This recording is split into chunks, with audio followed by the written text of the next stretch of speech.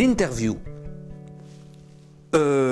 Souvent dans le documentaire, c'est une situation clé, hein, parce que même si on essaie au maximum de faire passer aussi du sens et de l'émotion et de la signification par l'image, les mouvements, les gestes, etc., mais il n'empêche que quand même la parole, on y a recours très très souvent. Donc il y a une espèce de technique générale de l'interview que j'ai mise au point au fil des films que j'ai eu l'occasion de faire, qui est la suivante.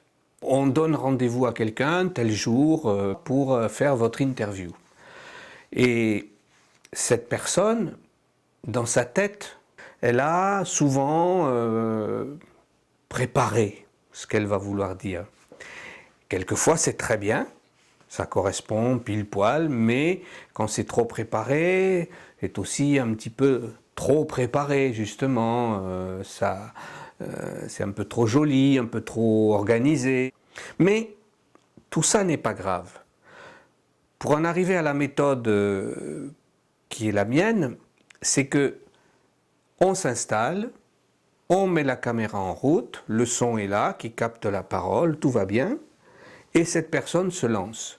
Et donc, à peu près, quelle que soit la question que tu lui poses, cette personne va dire ce qu'elle a préparé dans sa tête.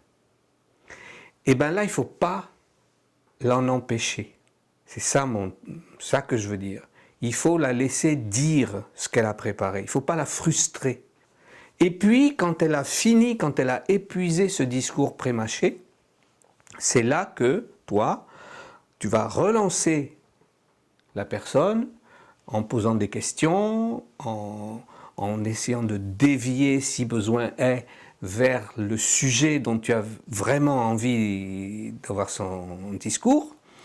Et c'est à ce moment-là que ça devient intéressant, parce que là, c'est moins préparé, c'est plus vrai, il va y avoir plus d'hésitation, plus peut-être de contradictions qui vont, toi, te permettre de rebondir, de creuser le sujet, et là, on va réussir peut-être à sortir de quelque chose qui est un petit peu trop joli, trop carré, et qui va se rapprocher de quelque chose de plus vrai par rapport à l'intérêt général du film que tu veux faire. Et puis, alors, encore sur l'interview, je pourrais dire qu'il y a en gros deux façons. Schématiquement, il y a comme toujours, il y a toute une palette, tout un éventail entre les deux, mais en gros deux grandes familles. Il y a l'interview comme on fait là, qu'on appelle l'interview posée. La personne est assise dans un décor qui, si possible, va donner aussi des illustrations, des informations sur son background, sur son arrière-plan. Bon, ça peut enrichir déjà un petit peu. Mais grosso modo, c'est une situation posée face à la caméra et on parle, question-réponse, question-réponse. Elle s'appelait Adeline. Elle était née à Merle, à côté. Et les souvenirs que j'ai sont surtout... Alors on va illustrer, on va mettre des images qui correspondent à ceux dont la personne parle. Voilà, ça c'est le classique de l'interview posée. En 1927, elle était déjà morte.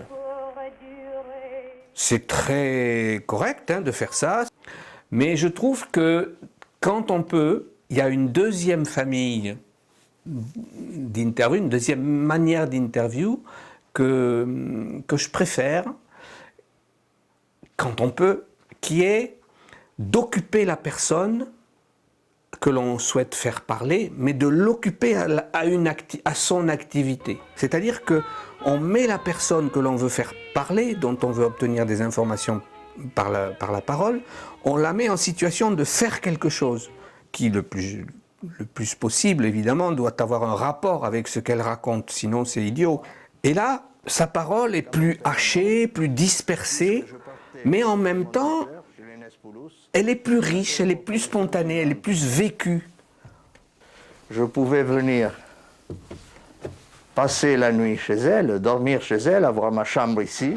Et là, c'est vrai que le discours est un peu plus dispersé, mais moi je trouve que c'est plus intéressant. C'est moins moins scolaire, moins primaire que le discours, que l'interview posée. Et pour me donner l'illusion d'un peu plus de confort, j'avais fabriqué une espèce de potence en bois que j'avais cloué ici, et j'avais placé au bout une lampe avec une pile Wonder pour me donner l'impression un peu d'une lampe de chevet.